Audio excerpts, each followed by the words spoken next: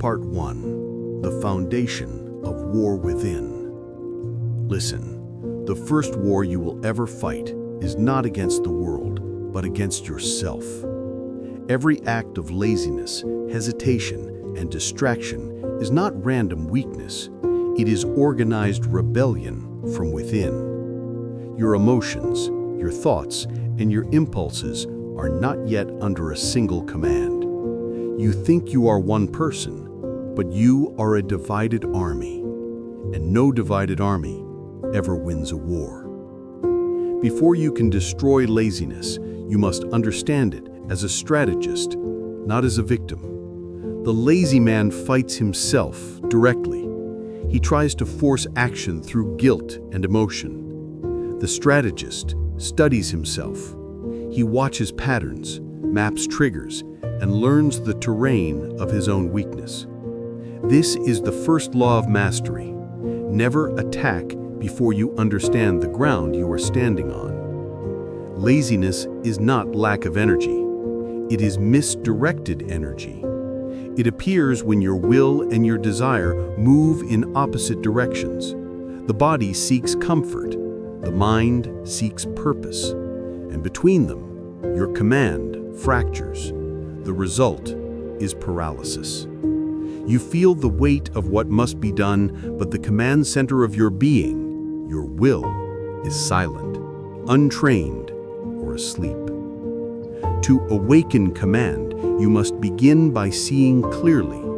Do not rush to fix laziness. Observe it. Watch the exact moment it appears. What thought comes before you decide to delay?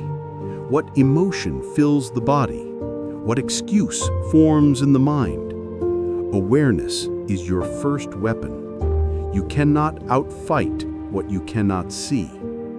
Laziness has no power over the man who observes himself completely. The instant you become aware, you create distance between the observer and the impulse. That distance is control. That distance is power. From it, the strategist can act instead of react. This is your first task. Observe the rebellion within. Each time you postpone action, do not condemn yourself. Record it. Write down the time, the emotion, the excuse, the situation. You are gathering intelligence. You are studying the enemy's movements. For the next 3 days, do nothing but watch.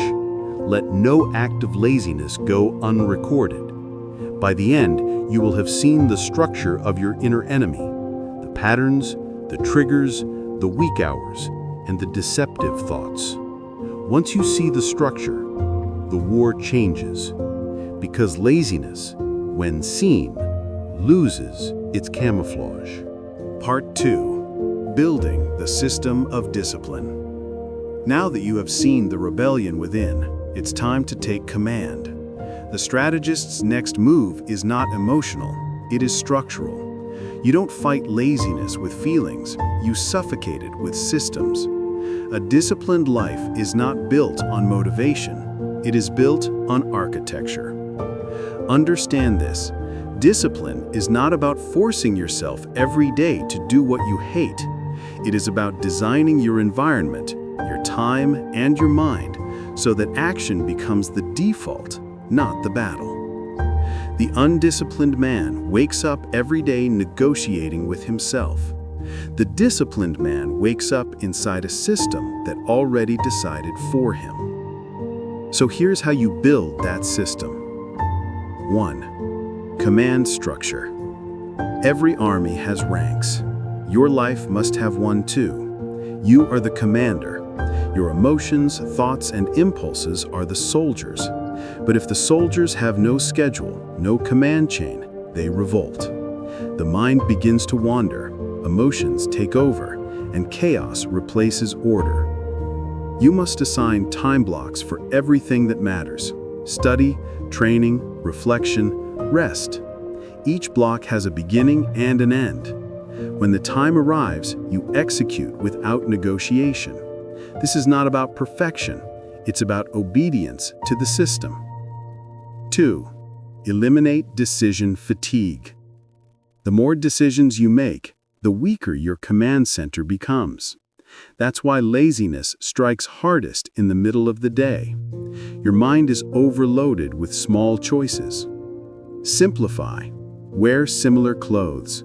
Eat similar meals. Schedule your work. Automation of the small frees the mind for the great. Discipline thrives in minimalism. 3. Deploy friction and flow. The lazy man surrounds himself with comfort. The strategist manipulates his environment to make the right action easier and the wrong one harder. If your phone distracts you, keep it in another room. If your bed tempts you, make it immediately after waking. If work requires focus, prepare the workspace the night before.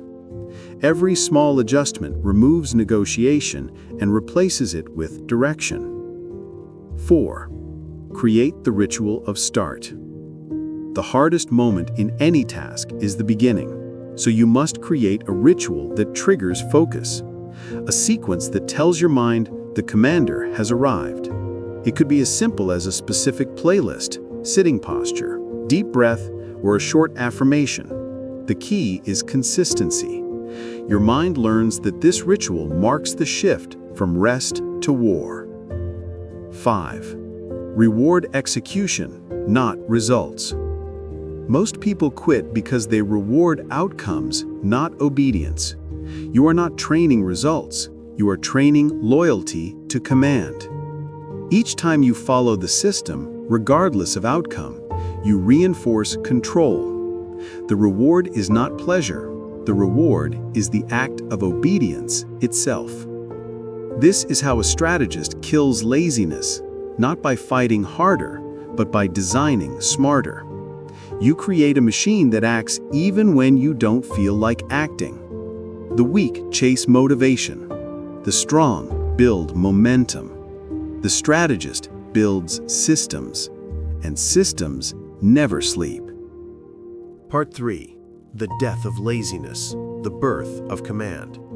Laziness is not the absence of movement, it is the absence of command. A lazy person is not weak, they are disorganized. Their energy leaks through indecision, emotional noise, and lack of clarity. Once order replaces chaos, laziness dies naturally. This is the final principle. You do not defeat laziness by pushing harder. You defeat it by becoming the kind of person for whom laziness cannot exist. 1. Identity before action. Systems give you structure, but identity gives those systems life. You cannot command yourself like a stranger. You must become the commander. Say to yourself each morning, I am a strategist. My life is a campaign. Every moment is a move. Every action has consequence. This statement isn't affirmation, it's alignment. You're reminding the mind of its role. Once identity shifts, discipline stops feeling forced. You don't try to be disciplined, you act in accordance with who you are. 2. Train the mind for friction. Every time you face resistance, boredom, distraction, fear, do not react emotionally. Observe it. That friction is not a signal to stop. It's a signal that you're entering a zone of growth. Musashi said, "The way is in training." You train your body, yes, but more importantly, your response. Each time you feel the urge to delay, repeat, "This is the threshold." Pass it. Over time, your nervous system learns to associate discomfort with command, not collapse. 3. Strategic rest. Understand this clearly. The strategist is not a machine. Fatigue is not failure, it's a tactical pause. The enemy of laziness is not endless labor, it is controlled rhythm. Clausewitz spoke of friction in war, the slowing forces that drag down even the strongest army. To master discipline, you must manage your friction. Sleep deeply, rest deliberately, reflect often, then return to the battlefield with restored sharpness. Rest with purpose, not as escape, but as recovery between campaigns. Embodiment challenge. For the next 7 days, wake at the same hour. Begin your ritual of start immediately. Follow your command structure without negotiation. Each night, audit the day. One line: where did I lose command? After 7 days, you will no longer be trying to kill laziness. It will already be dying, because you will have become something it cannot survive around: a person of structure, a strategist, a commander of self.